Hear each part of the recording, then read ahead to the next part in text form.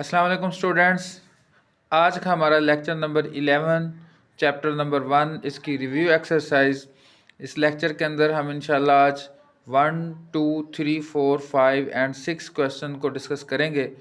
Students, अगर आप चाहते हैं कि आपको एक्सरसाइज वाइज कंप्लीट लेक्चर मिलते रहें तो आप अपने यूट्यूब पे जाकर अजीज़ मैथ पॉइंट टाइप करें और यहाँ पे चैनल पर क्लिक करें।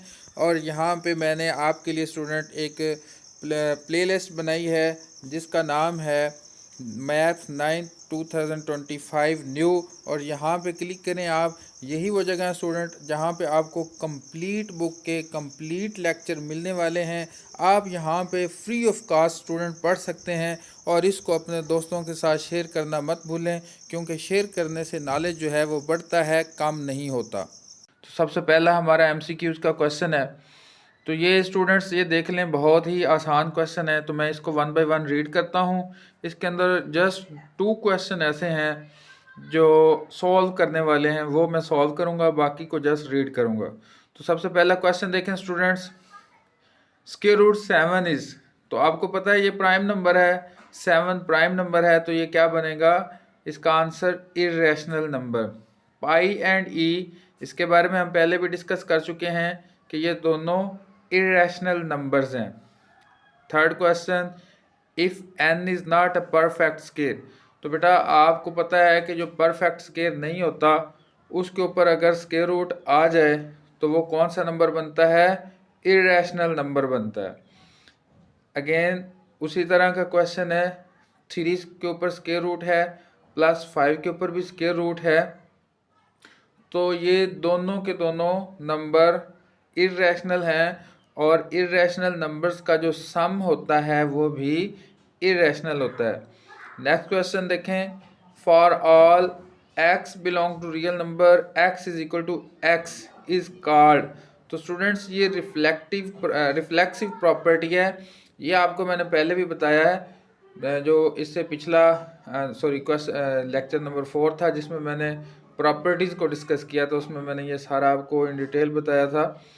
तो नेक्स्ट क्वेश्चन देखें। Let a b c belong to real number, then a greater than b, b greater than c and a greater than c. तो ये कौन सी प्रॉपर्टी थी? ये प्रॉपर्टी ऑफ अनइक्वलिटी थी और इस प्रॉपर्टी का नाम क्या है? ट्रांजिटिव। तो स्टूडेंट्स नेक्स्ट क्वेश्चन पे आते हैं हम। नेक्स्ट क्वेश्चन देखें स्टूडेंट्स, ये हमारा सॉल्व करने वाला है 2 की पावर x मल्टीप्लाई बाई 8 की power x is equal to 64, then x is equal to. तो स्टूडेंट्स मैं आपको ये भी सॉल्व करके देता हूँ। इसके देखें स्टूडेंट्स, ज़रा गौर करें। 2 की पावर x 8 जो है वो किसके इक्वल होता है? 8 होता है जी 2 की पावर 3। मैं यहाँ पे सॉल्व करें 2 की पावर x मल्टीप्लाई 2 की पावर अब 3 और ये x उससे मल्टीप्लाई खाएगा तो कितना हो जाएगा? 3x। 64 किसके इक्वल होता है? यहाँ पे ये आप कर सकते हैं। 64 को करें ज़रा इसकी 2 3 जार 6, 32, 16, 8, 4, 2, फिर 2 और ये फिर 2, तो 1 2 3 4 5 6 कितना रह गया जी? 6। 2 की पावर 6 आ गया। तो इसको आप इस तरह से कर सकते हैं। तो ये आ गया जी 2 की पावर 6। तो स्टूडेंट्स ये देखें, आपको पता है पावर रूल का है, पावर की पावर आपस में क्या होती है? Add up. तो 3x प्लस x कितना हो गया जी? 4x इज इक्वल टू 2 की पावर 6। 2 के इक्वल टू 4x इक्वल 6 के, ठीक है जी। 4x is equal to 6।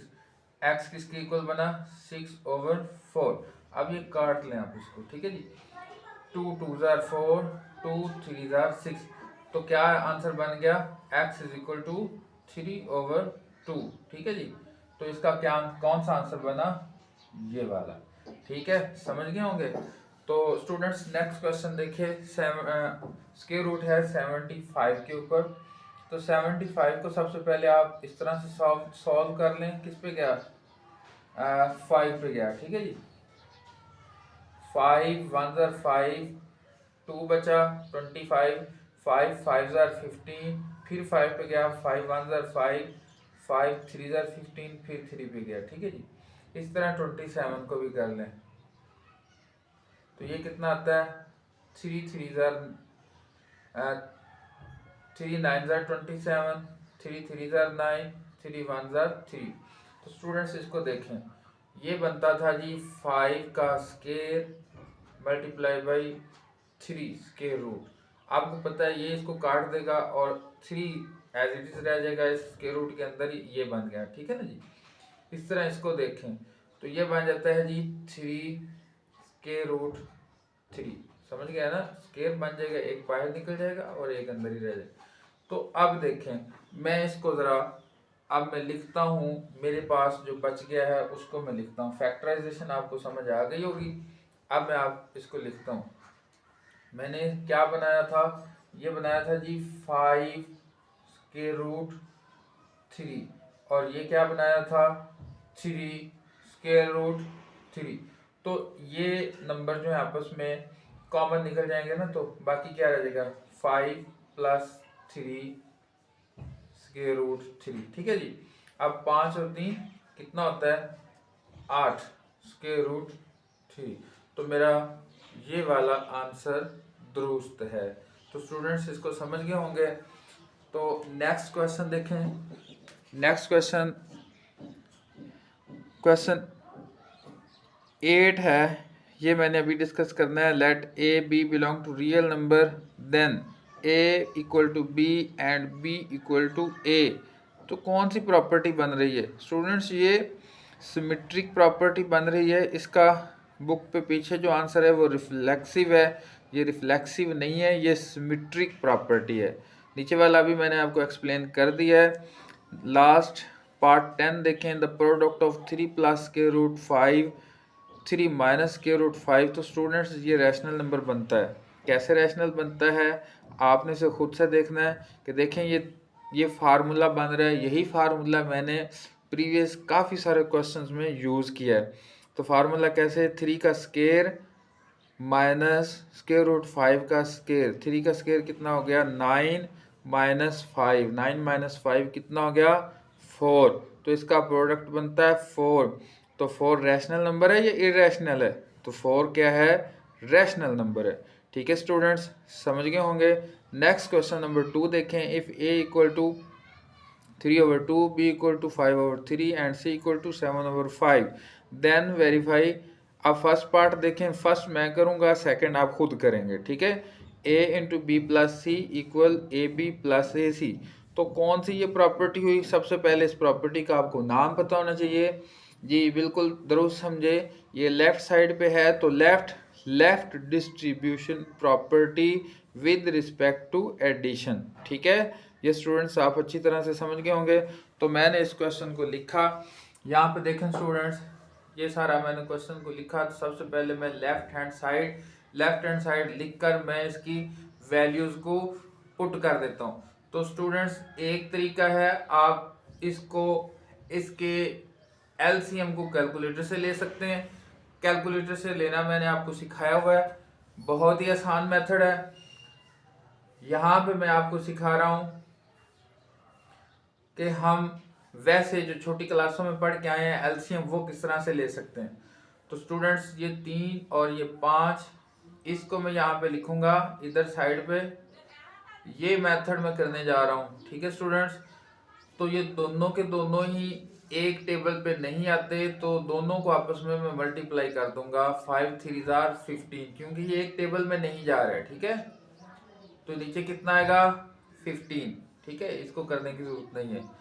आप देखें स्टूडेंट्स करते क्या है, ये मेथड बहुत ही इंपॉर्टेंट है, ये समझ लें। अगर आपको ये समझ आ गया तो काफ़ी सारे क्वेश्चंस आपको समझ आ जाएंगे। स्टूडेंट्स आप ध्यान से समझ लें, ये जो नीचे हमारा है 15, जो मैंने एलसीएम इन दोनों का लेके यहाँ पे लिखा है, इस वाले नीचे वाले नंबर को इससे डिवाइड करना है। क्या करना है, डिवाइड करना है। यानी कि मैं डिवाइड करूंगा इससे 3 से, तो 3 5 आर 15, समझ गए। ये जो मेरा आंसर बना है इसको मैं ऊपर वाला ये जो ये पार्ट है इससे मल्टीप्लाई कर दूंगा। बात समझ गए या नहीं। तो 5 5 ज़ा 25। ठीक है स्टूडेंट्स, समझ गए। ये plus as it is plus रहेगा। अब यहाँ पे नेक्स्ट देखें, इसको मैं दोबारा इससे डिवाइड करने जा रहा हूँ। 15 को अंदर रखा, 5 पे अब डिवाइड किया, 5 3s आर 15। तो स्टूडेंट्स ये जो 3 बचा है इसको मैं ऊपर वाले से मल्टीप्लाई, हर दफा यही करना है। ठीक है जी, 7 3s आर 21। अब क्या करना है, इनको प्लस करना है। यहाँ पे देख लें जी, बहुत आसान हो गया। 25 और 21 को प्लस किया तो कितना हो गया, 46 जी ओवर 15। ठीक है स्टूडेंट्स, ये आसानी से आपको समझ में आ गया होगा। हर दफा स्टूडेंट्स यही करना है आपने कि एलसीएम लेना है। एलसीएम लेकर आपने क्या करना है जी, जो यहाँ पे बना है, एक दफा मैं रिपीट कर रहा हूँ, जो यहाँ पे एलसीएम लेके बना है, सबसे पहले नीचे वाले से इसको डिवाइड करना है। डिवाइड करने के बाद जो आंसर बना उसे ऊपर मल्टीप्लाई कर देना।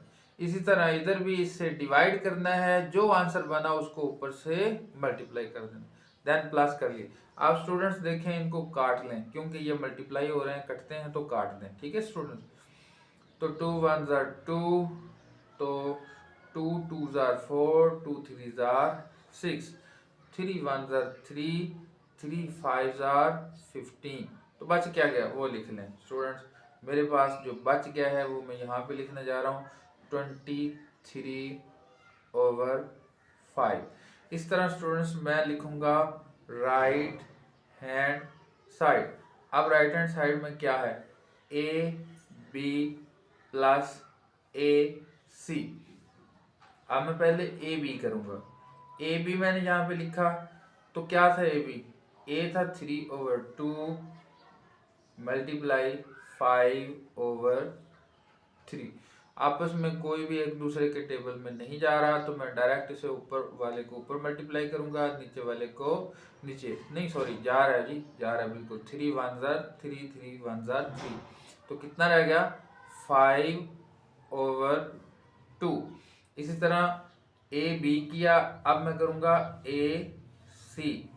ए को पकड़ा, 3/2 लिखा मैंने, सी लिखा 7/5। तो देखें स्टूडेंट्स, यहाँ पे अब नहीं हो रहे हैं, तो मैं क्या लिखूंगा, 7 3s are 21/5 2s are 10, 5 2s are 10। अब मैं क्या करने जा रहा हूँ, ए बी प्लस ए सी, ये दोनों को प्लस करने जा रहा हूँ। 5/2 प्लस 21/10। तो एलसीएम लिया, कितना एलसीएम बन गया जी, 10। ठीक है, 5 2 5 10, 5 को 5 से मल्टीप्लाई 25 और 21 एज इट इज आ गया। ठीक है स्टूडेंट्स, अब ये कितना बन गया, ये बन गया 46/10। कितना बन गया था, 46/10। तो स्टूडेंट्स ये 2 पे डिवाइड हो रहा है, 2 5s are 10, 2 2s are 4, 2 3s are 6। कितना आ गया स्टूडेंट, ये आ गया 23/5। 23/5 यहाँ पे भी मेरा बन गया, 23/5 यहाँ पे भी मेरा बन गया। तो दोनों का आंसर मेरा ठीक है। तो students left hand side right hand side मेरी इक्वल आ गई, तो यही मेरा आंसर है। यही मुझसे रिक्वायर्ड था कि दोनों पार्ट्स जो हैं वो इक्वल हैं। यहाँ पे एंड पे आपने लिखना लाजमी है कि यहाँ पे, मैं यहाँ पे लिख देता हूँ, चलें ठीक है, थोड़ी सी यहाँ से स्पेस ले लेते हैं। ये बात आपने लिखनी है जी, ये लिखना है जी, लेफ्ट हैंड साइड इक्वल है राइट हैंड साइड के। ठीक है स्टूडेंट, अब नेक्स्ट क्वेश्चन 3 पे आते हैं। इसका जैसे मैंने बताया ना, ये first part, second part as it is है, वो यहाँ पे लेफ्ट था वो राइट, डिस्ट्रीब्यूटिव प्रॉपर्टी है, उसमें कोई मसले वाली बात नहीं, वो आपने खुद करना है। यहाँ पे स्टूडेंट देखें, a equal to 4/3, b equal to 5/2, c equal to 7/4। तो एसोसिएटिव लॉ, ये एडिशन वाला मैं करके देता हूँ, मल्टीप्लिकेशन वाला आपने खुद करना है। ठीक है स्टूडेंट, तो एसोसिएटिव लॉ ये होता है, मैंने लिख दिया इस तरह, लेफ्ट हैंड साइड ये पार्ट मैंने लिखा, वैल्यूज पुट की। अब ये ब्रैकेट वाला हिस्सा पहले मैंने सॉल्व करना है उसी तरह। 2 और 4 का एलसीएम मैंने लिया तो कितना बनता है, देखो मैं यहाँ पे एलसीएम ले देता हूँ 2 और 4 का। 2 1 ज़ा 2, 2 2 ज़ा 4, फिर 2 पे गया 2 1 2 2 1 ज़ा 2, तो 2 2 ज़ा 4, इसका एलसीएम कितना जाता है जी 4। तो 4 मैंने जो एलसीएम लिया वो लिखा नीचे। अब इसको इससे डिवाइड करना था, 2 2 ज़ा 4, 2 आंसर बनता है, उस 2 को मैं ऊपर मल्टीप्लाई करने जा रहा हूँ।